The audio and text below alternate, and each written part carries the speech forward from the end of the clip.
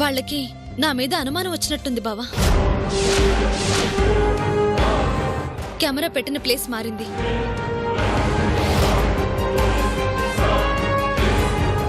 చంద్ర చూపు మారింది. మావయ్య, ఇప్పుడు నాకు ఈ లెక్కలు అవసరం లేదు. ఎప్పటిలాగే మీరే చూసుకోండి.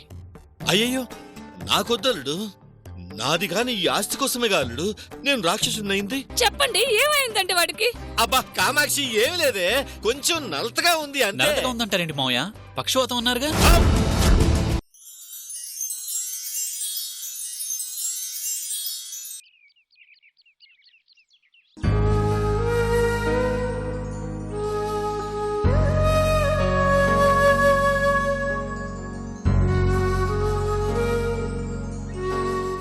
మొన్న మీ హస్బెండ్ వచ్చారు, నీ ప్రెగ్నెన్సీ విషయం అడిగారు.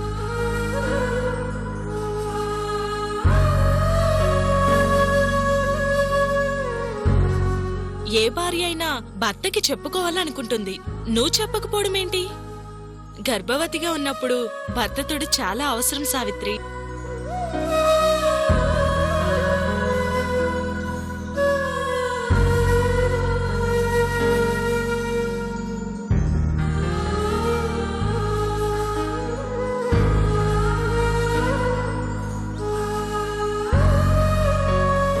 ఏంటి సావిత్రి అలా ఉన్నావు?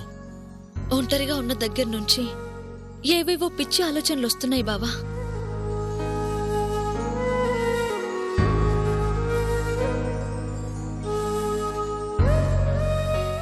నందిని కూడా తన అన్నయ్య దగ్గరికి చేరింది. నేనెప్పుడు బావా నా భర్త దగ్గరికి చేరేది? ప్రయత్నం చేస్తున్నాం కదా సావిత్రి. ఆ రోజు కూడా త్వరలోనే వస్తుంది. అయినా ఏం కాదు బావా అంటూ నాకు ధైర్యం చెప్పిన నువ్వు ఇలా నీరసపడిపోతే ఎలా? నా బాధ నా గురించి కాదు బావా, ఆయన గురించి, నా బిడ్డ గురించి. తల్లినయ్యాను అని తెలిసినప్పుడు ఆ ఆనందం ఎలా ఉంటుందో నేను అనుభవించాను. కాని ఆ ఆనందాన్ని ఆయనతో పంచుకోలేకపోయాను. హాస్పిటల్లో భర్తతో పాటు వచ్చిన నాలాంటి అమ్మాయిని చూసినప్పుడు నాకు అర్థమైంది మేమెంత పోగొట్టుకున్నామో.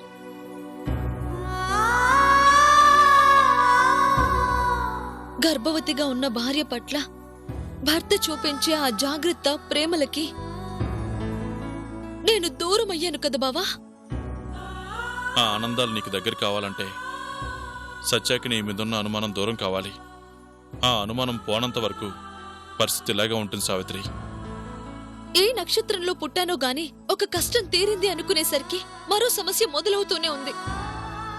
నా కష్టాలు నా కడుపున పడ్డందుకు నా బిడ్డ మోయాల్సొస్తుంది. ఈ సమస్య తీరాలంటే ముందా చంద్రాగాడి గురించి ఆలోచించాలి. కారణం వాడేగా. త్వరగా వాడి సంగతి తేల్చేస్తే సమస్యలన్నీ అవే తీరిపోతాయి. సమస్య తీర్చుకుందామని ప్రయత్నం చేస్తే ఆ సమస్య అలాగే ఉండిపోయింది. వాడింట్లో పెట్టిన కెమెరా తీసుకొస్తే చాలు అనుకుంటే అది కుదరలేదు. ఆధారం అనేది ఒకటి ఏర్పడింది. దాన్ని తీసుకురావడమే కదా ఆలస్యం. అది దొరికిన రోజు సమస్యలన్నీ అవే తీరిపోతాయి. నువ్వు ధైర్యంగా ఉండు సావిత్రి. ధైర్యంగా ఉన్నాను బావా, ప్రశాంతంగానే ఉండలేకపోతున్నాను. ఇలా బాధపడుతూ కూర్చుంటే లాభం లేదు. ఏదో ఒకటి చేసి ఆ చంద్రగఢ్ దగ్గర నిజం రాబట్టాలి. అది అలా అన్నా బాగుంది. చెప్పు, ఏం చెయ్యాలో చెప్పు.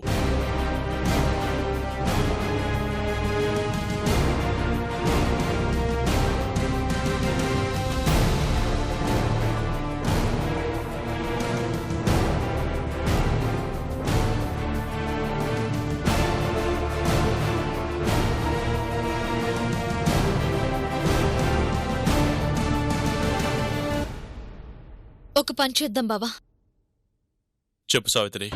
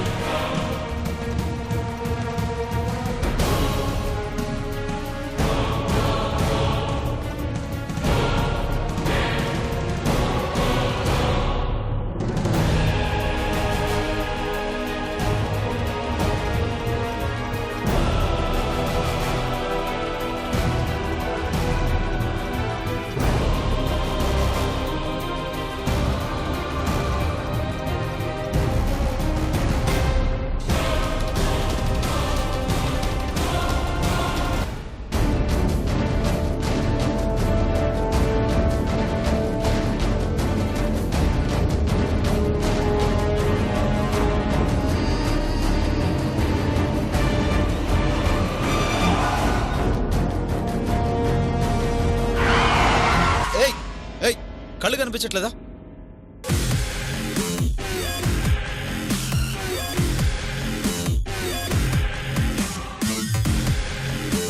హే హే రాజు, హే హే రాజు, హే ఎలా ఉన్నావు? పర్వాలేదు భయ్యా, బాగానే గుర్తుపెట్టుకున్నావు. జైలు నువ్వు నాకు చేసిన హెల్ప్ ఎలా మర్చిపోతాను? కలిసి ఒకటే సెల్లో ఉన్నాం కాబట్టి చిన్న చిన్న సహాయాలు చేశాను. వాటిదేముందిలే భయ్యా. సరే, ఎప్పుడు రిలీజ్ అయ్యావు? ఈ రోజు రిలీజ్ అయ్యాను. ఏకాకిని కదా, ఎటు వెళ్ళాలో అర్థం కాక అటు ఇటు తిరుగుతున్నాను. ఏటేళ్లలో అర్థం కాకపోవడం ఏంటి? నేరుగా నా దగ్గరికి రావచ్చుగా. నిన్ను ఇబ్బంది పెట్టడం ఎందుకని.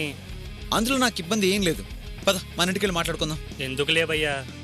రమ్మంటున్నానా? పద బ్రదర్, పద.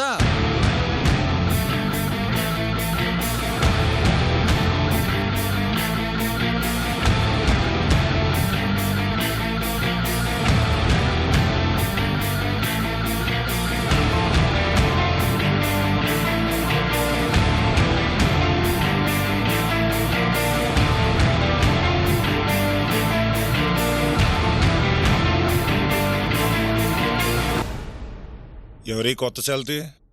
రాజు, నా జైల్మేట్. గ్లాస్మేట్ అన్నట్టు ఈ జైలుమేట్ ఏంటి? జైల్లో నా బ్యారక్లో ఉండేవాడు. చాలా విషయాలు నాకు హెల్ప్ చేశాడు. ఈ రోజు నుంచి మనతోనే ఉంటాడు. మనతోనా? అవును రాజు, ఇతను బాబా. ఈయనంతో నేను అంత. నమస్తే భయ్యా. నమస్తే. చాలా రోజుల తర్వాత కలిసాం కదా, మందేద్దాం. గ్లాసులు తీసుకొస్తాను. ఓకే. ఏంటి బ్రదర్ విశేషాలు? అంతా మామూలే. ఈ రోజే జైలు నుంచి వచ్చా.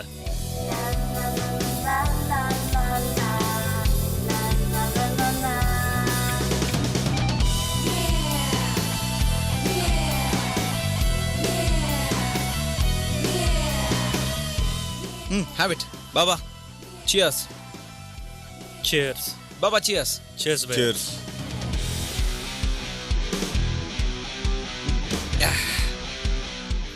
బాబా, తను చాలా జాగ్రత్తగా చూసుకో. నీ అనుమానాలతో మనోడు బుర్ర తినకు. అలాగేలే. రాజు, ఇది ఈ రోజు నుంచి నీ ఇల్లు అనుకో.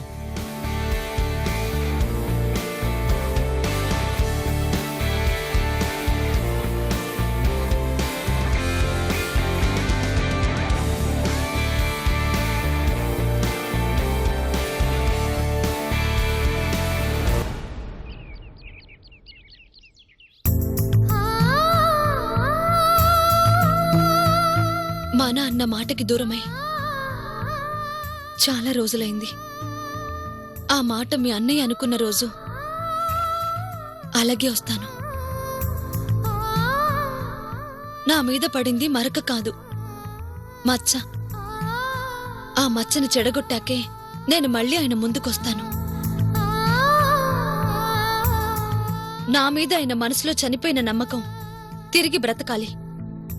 అప్పుడే నేను ఆయన ముందుకొస్తాను. అప్పటి వరకు నేను రాలేను.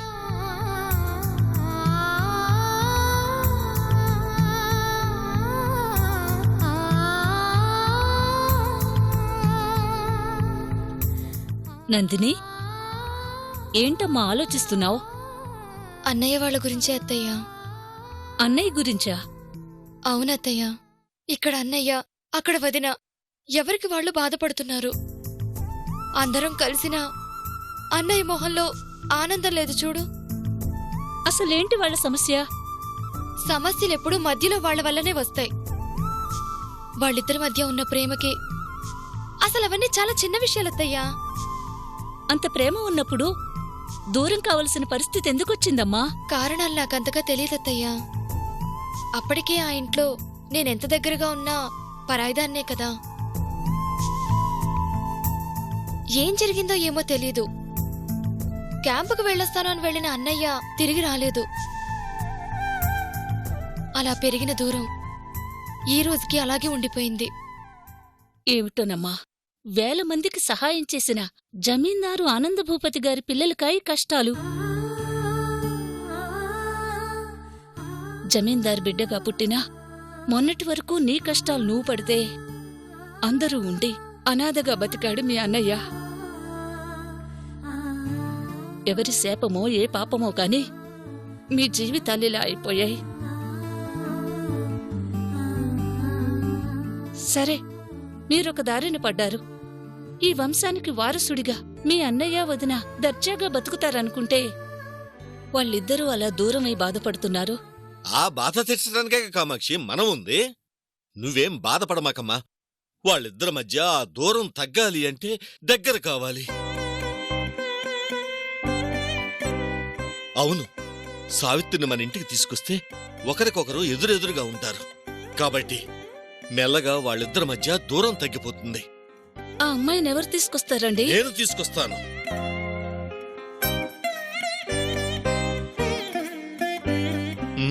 ఏమండి, మీరు తీసుకొస్తారా? అవును కామాక్షి, సత్యక భార్య అంటే మనకి బిడ్డలాంటిది. అల్లుడిని కూతుర్ని కలిపే బాధ్యత నేను తీసుకుంటాను. వదిన అంత సులభంగా రాదు మావయ్య. ఎందుకు రాదమ్మా? తండ్రిగా వెళ్లి రామ్మా అంటే కాదుంటుందా? అంత ప్రేమగా ఉండే నేను పిలిస్తేనే రాలేదు. మీరు పిలిస్తే వస్తుందంటారా?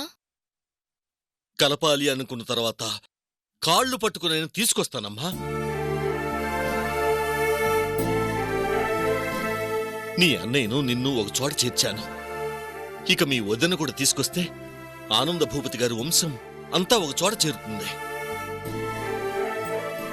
అందర్నీ కలిపి ఒకేసారి పైకి పంపించేస్తాను.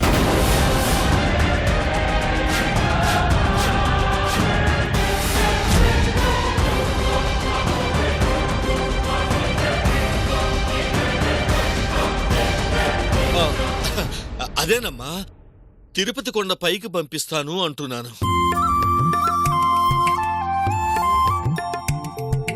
అందరం కలిసి ఒక చోట చేరితే మిమ్మల్ని ఆయన దగ్గర పంపిస్తాను అని మొక్కుకున్నానమ్మా. ఆ మొక్కు తీరాలంటే నా ప్రయత్నం నేను చేయాలిగా. అందుకే సావిత్రిని కూడా తీసుకొస్తాను. నా అల్లుణ్ణి సావిత్రిని ఒకటి చేస్తాను. ఒకటి చేస్తాను, ఒకటి చేస్తాను, ఒకటి చేస్తాను. ఇప్పటికీ నేను చూస్తున్నది కలో నిజమో అర్థం కావట్లేదు. ఆయన ఇంతగా మారతారని నేనెప్పుడూ అనుకోలేదు. మీ మావయ్య ఇంతగా మారారంటే మనకి మంచి రోజులు వచ్చినట్లేనమ్మా. తప్పకుండా సావిత్రి కూడా మన ఇంటికొస్తుంది. మీ అన్నా వదినలిద్దరూ ఒక్కటవుతారమ్మా.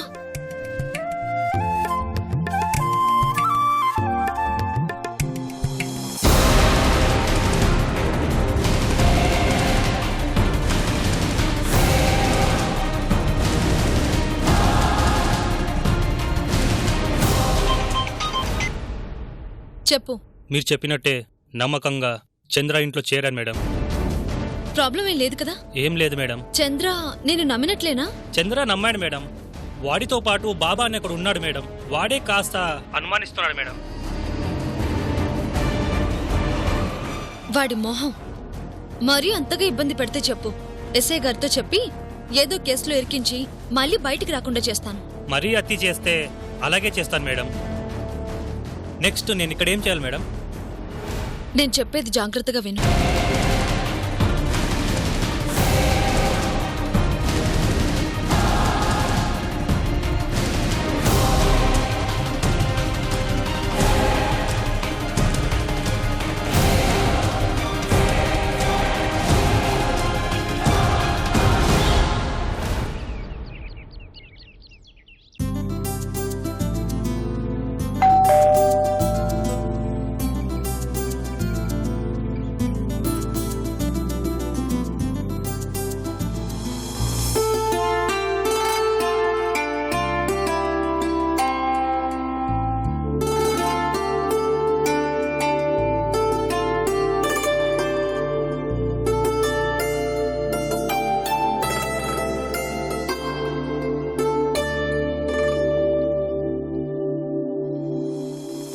మా ఇంటి మహారాణి ఇక్కడ ఈ చిన్న ఇంట్లో ఉంటుందా? మన ఇంటి పనివాళ్లు కూడా ఇంతకంటే మంచి ఇంట్లో ఉంటారు. మహారాణా ఎవరింటికో వెళ్లబోయి మా ఇంటికొచ్చినట్లున్నారు. లేదమ్మా, ఎవరింటికి రావాలనుకున్నానో ఆ ఇంటికే వచ్చాను. మా జమీందారు ఆనందభూపతి గారి కోడలింటికే వచ్చాను.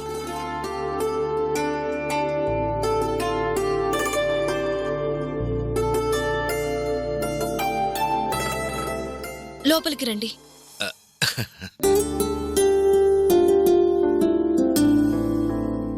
కూర్చోండి. నేనెవరో చెప్పకుండా అన్నీ మాట్లాడేస్తున్నాను. ఆనందమమ్మా, ఆ ఇంటి కోడలను చూసిన ఆనందం. నా పేరు రుద్రభూపతి. మా జమీనికి వారసుడు నీ భర్త సత్యప్రసాద్ భూపతికి మేనమావనవుతానమ్మా. ఆయనకి మేనమావా? క్షమించండి, మీరెవరో తెలియక. కూర్చోండి. ఆహా, మాట మర్యాదల్లో కూడా ఆ ఇంటికి తగిన కోడలు అమ్మా. ఉండండి, ఇప్పుడే కాఫీ తీసుకొస్తాను. ఇప్పుడేం వద్దమ్మా. నీ విషయం తెలిసి నీతో మాట్లాడి వెళ్దామని వచ్చాను. కూర్చోమ్మా, ముందు కూర్చోమ్మా. నాతో మాట్లాడాలని వచ్చారా? చెప్పండి. చూడమ్మా, జరిగిందంతా నాకు తెలుసు. నువ్విప్పుడు ఒట్టి మనిషివి కాదని కూడా తెలుసు. ఆనంద భూపతి గారి కోడలు ఇక్కడుండటం ఏంటమ్మా? పద, మన ఇంటికి వెళ్దాం. నీ కాలు కింద పెట్టనివ్వకుండా పువ్వులో పెట్టుకుని చూసుకుంటాను.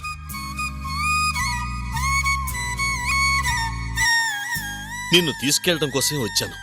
పదమ్మా, వెళ్దాం. క్షమించండి, నేనిప్పుడు రాలేను. అదేంటమ్మా అలా అంటావు? నీ స్థాయికి నువ్వు ఉండాల్సిన చోటు ఇది కాదు.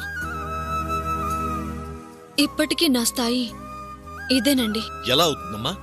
ఎలా అవుతుంది? సత్యక భార్యవైన రోజునే నీ స్థాయి మారింది. ఇంతకాలం ఎవరెక్కడున్నామో తెలియక ఇదిగో ఇలా దూరమయ్యాం.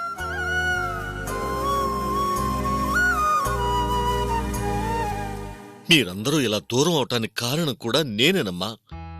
అహంకారంతో, డబ్బు మీద ఆశతో అప్పట్లో నేను చేసిన తప్పులే నా అల్లుడిని, కోడల్ని ఇన్ని కష్టాల పాలు చేసింది. అసలు సత్యక తనెవరో, తన స్థాయి ఏంటో తెలియకుండా చేసింది. చేసిన తప్పులను సరిదిద్దుకోవాలని నా అల్లుణ్ణి ఆ ఇంటికి చేర్చాను. తన భారీగా నువ్వు వచ్చేస్తే ఇల్లు కళకళలాడుతుందమ్మా. నేనొస్తే ఆయన మొహంలో కళ్ళపోతుంది. అదేముండదమ్మా. భార్యాభర్తల మధ్య గొడవలనేది సహజం. 4 రోజులుంటే అన్నీ సర్దుకుంటాయి. రామ్మా, వెళ్దాం. మా మధ్య గొడవలేం లేవండి. అనుమానం అనే అడ్డం ఉంది. ఆ అడ్డం తొలగిపోయిన రోజు ఆయన వచ్చి తీసుకెళ్తారు. ఆ ఇంటికొచ్చావంటే అన్నీ తొలగిపోతాయమ్మా. నీ తండ్రి లాంటి వాణ్ణి నువ్విలా కష్టపడుతుంటే చూడలేనమ్మా. పెద్దవారు, మీరు నన్ను వెతుక్కుంటూ రావటం నాకు చాలా సంతోషంగా ఉంది. మీ మాటను కాదు అంటున్నందుకు ఏమీ అనుకోవద్దు. నేను చేయాల్సిన పనులు చాలా ఉన్నాయి. అవి పూర్తి చేసుకుని తప్పకుండా వస్తాను. నీకోసం కాకపోయినా నీ కడుపులో పెరుగుతున్న బిడ్డ కోసమైనా రామ్మా. మా జమీనికి వారసుడు వాడు. నా అల్లుణ్ణి ఎలాగో చూసుకోలేకపోయాను. కనీసం వాణ్ణైనా ఇప్పట్నుంచే జాగ్రత్తగా చూసుకునే అదృష్టాన్ని నాకివ్వమ్మా.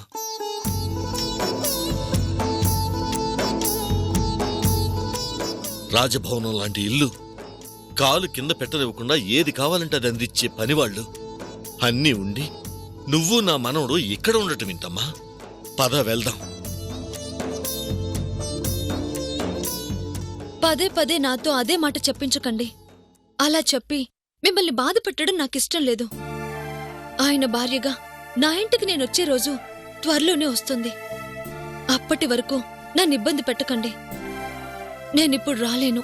అది కదమ్మా. ప్లీజ్ బాబాయ్, మీ మాట కాదు అంటున్నందుకు ఏమీ అనుకోవద్దు. ఎంతో ఆశగా వచ్చానమ్మా. రాలేనంటున్నావు. సరే, నీ ఇష్టం. ఒట్టి మనిషి కూడా కాదు. జాగ్రత్తమ్మా. మళ్ళీ వస్తాను. ఉమ్.